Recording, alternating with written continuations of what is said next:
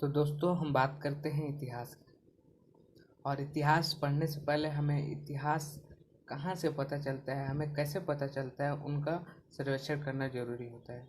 तो ऐतिहासिक स्रोत होते हैं जिनके कारण हमें पता चलता है कि बीते हुए समय में क्या घटना घटित हुई, उसके अनुसार पुरातात्विक विद्वान हमें बताते हैं। ऐतिहासिक स्रोतों का वर्गीकरण किया गया है। पुरातात्विक स्रोत अलग होते हैं और साहित्यिक स्रोत अलग होते हैं। जैसे आप देख रहे हैं, पुरातात्विक स्रोत के अंतर्गत अभिलेख, स्मारक एवं भवन, सिक्के या मुद्राएं, मूर्तियां और चित्रकला आती हैं। और साहित्यिक स्रोत के अंतर्गत भारतीय साहित्य और विदेशी साहित्य, दो प्रकार के साहित्य आते हैं। यहाँ पर उल्लेखनीय है कि भारतीय साहित्य में भारत के धार्मिक साहित्य, धर्मनिरपेक्ष साहित्य, संगम साहित्य इत्यादि आते हैं। लेकिन विदेशी साहित्य में जैसे विदेशी यात्रियों के वर्णन, यात्रा वृत्तांत इत्यादि आते हैं, या तुर्की या यूनानी साहित्य। भारतीय साहित्य के अंतर्गत हम देख रहे हैं धार्मिक साहित्य, धर्मनिरपेक्ष साहित्य, संगम साहित्य। तो पहले धार्मिक साहित्य देखते हैं। हम जानते हैं ब्राह्मण साहित्य होता है।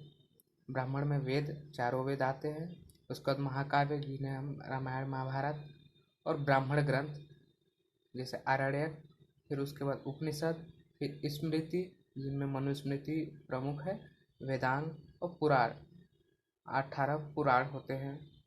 वैसे ही बौद्ध साहित्य, जैसे बौद्ध धर्म था, बौद्ध साहित्य में सुख पिटक, विनय पिटक, अभिधम पिटक ये त्रिपिटक के नाम से मशहूर है। और मिलिंद पन्हो एक ग्रंथ है। और बुद्ध चरित अश्वघोष द्वारा लिखा गया है। और दिव्या वेदांत से काफ़ी जानकारी प्राप्त होती है। वैसे ही जैन साहित्य में परिशिष्ट पव, भद्रबाहु चरित, भगवत सूत्र और कल्पसूत्र। भद्रबाहु चरित जो थे, जैन साहित्य में जो दो शाखाएं श्वेतांबर और दिगंबर हुई, उनमें से एक शाखा के अध्यक्ष भी थे। और हम अब आगे बात करते हैं धर्मनिरपेक्ष साहित्य की।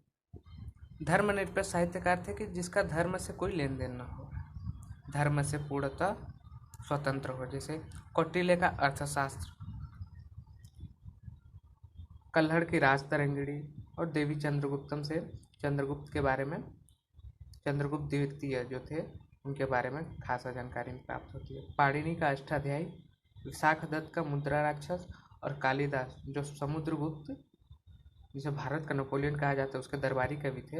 उन्होंने बहुत सारे लिखे, अभिज्ञान शाकुंतलम, मेघदूतम, रघुवंश, महाकाव्यम, विक्रमोर्वशीयम इत्यादि ग्रंथ। वाणभट्ट हर्षचरित और कादम्बरी, वाणभट्ट हर्षवर्धन के राजकवि थे।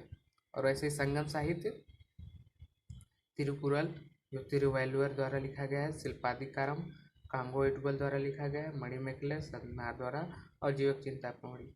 शिल्पादिकारम और मणिमेखले, इनको संगम साहित्य की महाकाव्य गाथा कहा जाता है।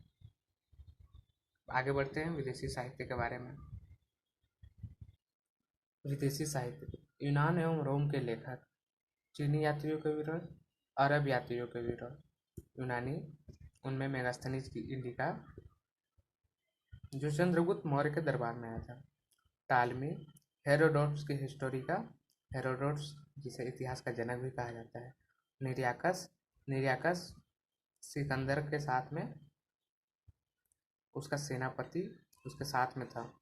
और अरिस्टोबुलस, इन सबके बुक या यात्रा विवरण है। और चीनी यात्रियों में जैसे ह्वेनसांग जो हर्षवर्धन के काल में भारत आया था, और फायान चंद्रगुप्त द्वितीय जो गुप्त वंश का शासक था, महान शासक था, इनके समय में भारत आया था। इनका वर्णन, ह्वेनसांग का वर्णन जो है सीयूकी में है, और फायान का हो को की।